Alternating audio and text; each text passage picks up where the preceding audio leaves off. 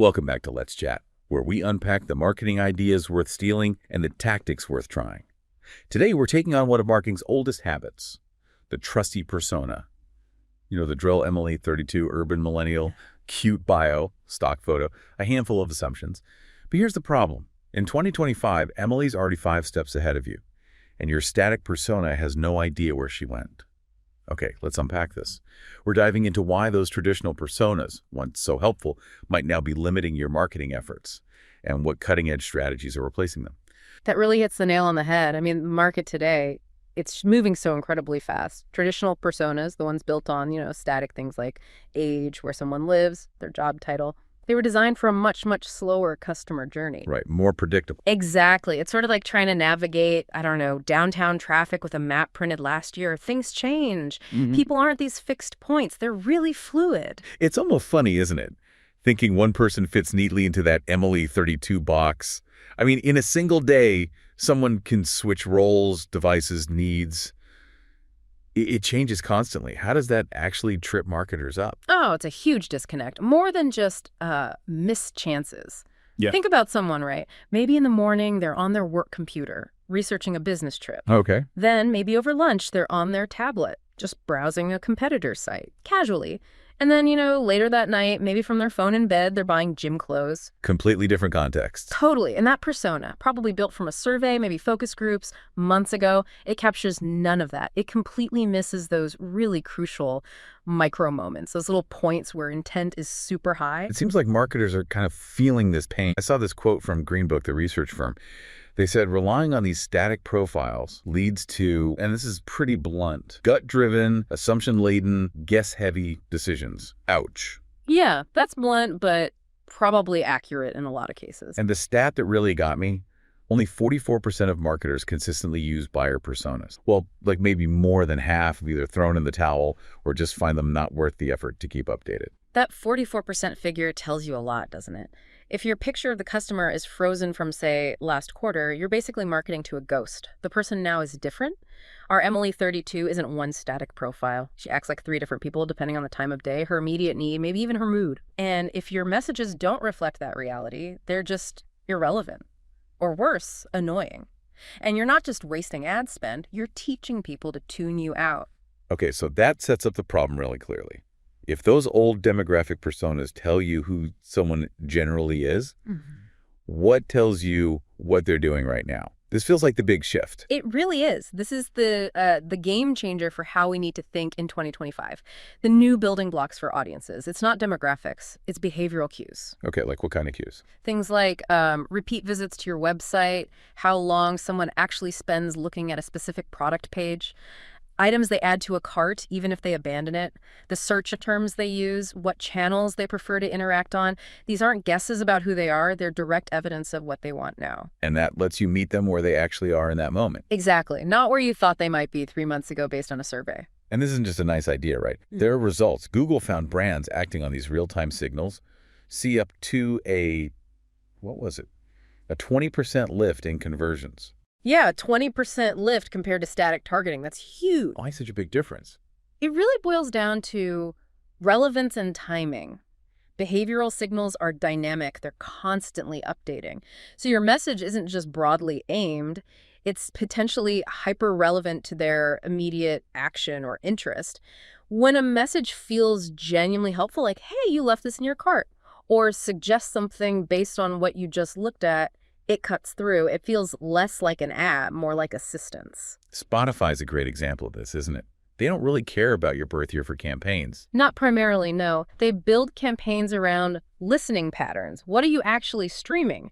They're constantly reclassifying users based on that live behavior. That's how they power things like targeted push notifications or promote playlists right when you're most likely to click. But we know those personalized playlists, like Discover Weekly, they performed way better, right? Like double the click-through rates? Over double, yeah, compared to the generic ones. And that directly boosted active users, reduced churn, real business impact. So the big takeaway there is, your customer's most valuable signal isn't their age or location, it's what they just did. Precisely. Build your segments based on actions, not assumptions. That's how you stay in sync. Okay, that makes a ton of sense. Yeah. Behavior tells us what someone is doing. Right. But what about the why? Or the when? Is there another layer to get an even deeper understanding? Yes, absolutely. Because sometimes behavior alone doesn't give you the full picture, or crucially, the immediate context. And that's where multi-layer segmentation comes in. It's about layering contextual factors on top of the behavior. Contextual factors like? Like time of day, their physical location right now, the specific device they're using, phone versus desktop, even external things like, is it raining where they are? Or things based on their history, what usually triggers a purchase for them. It adds richness. That sounds, incredibly powerful. That's showing results too? Big time. Deloitte actually looked into this in their 2024 report on personalization. They found brands combining real-time behavioral data with that kind of contextual intelligence saw a 16 percentage point lift in conversions. 16 points. That's significant. It really is, because it gives you this multidimensional view what they did combined with what's happening around them right now. That unlocks much better timing and relevance. Okay, let's make this concrete. Think about Cinemark. Big movie theater chain, iterable customer. They use this, right? Yeah, they're a great example. Their goal is obviously to get people into seats, deepen that moviegoer relationship, and think about all the data around a movie title, genre, actors, showtimes, the specific theater. It's super rich. They use Iterable's catalog and collections features to make all that metadata really actionable. So how does context play in? Well, okay, behavior alone might show this customer browsed tickets for Action Movie X. That's useful. But now layering context. It's Friday evening, their phone's GPS shows they're near a specific theater, and Action Movie X, maybe in their favorite genre, just premiered there. See how that changes things? Cinemark can send a message that isn't just relevant, like action movies, but situationally timely. Action Movie X is starting soon near you. Ah, okay. That precision boosts engagement, ticket sales. Makes total sense. Right. It turns good targeting into great timing. So behavior tells you what might resonate. Context tells you when and how to deliver it for the biggest impact. Got it. Now let's talk about the pinnacle of this journey. Predictive AI. This feels like the final step, right? Moving from reacting to actually anticipating. Absolutely. Predictive AI is about making marketing truly anticipatory. But here's the crucial part. It's most powerful when it's tied directly to specific business goals. Like, what do you actually want customers to do next? Is it upgrading, booking a demo, making another purchase? Predictive AI can be trained to find the people most likely to take that exact action. Not just likely to buy in general, but likely to do the specific thing you need them to do. Precisely. And that's critical because, general predictions can be vague. There was a Gartner survey. It found 79% of organizations struggle to use personas effectively. Why? Because they often aren't linked to clear goals. Right, just descriptive, not prescriptive. Exactly. So shifting from those broad demographic buckets to needs-based groups where what the customer wants overlaps with what the business needs, that creates powerful segments. Predictive AI lets you define the success metric that matters most, and then it finds the audience for that specific goal. Okay, let's look at Redfin, another iterable customer. Huge real estate brokerage. Their goal was super clear, wasn't it? Yeah, reactivate high-potential buyers and sellers who had gone quiet, a very specific high-value goal. So how did they use predictive AI for that? They used Iterable's predictive goals feature. It essentially crunched all the past behavioral data to identify which of those inactive users showed patterns suggesting they were most likely to re-engage soon. It wasn't a guess. It was finding the statistical probability based on deep patterns. Then, the outreach was tailored. Inactive buyers got relevant local market updates, new listing maps for their area.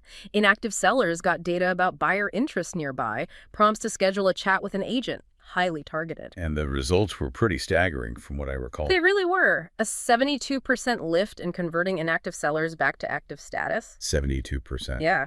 And a 9% lift in sellers actually booking meetings with agents, plus a 15% lift in reactivating inactive buyers. These aren't marginal improvements. They're game-changing. Wow. Okay. That really drives it home. It just highlights how predictive AI moves you from best guesses to data-backed confidence.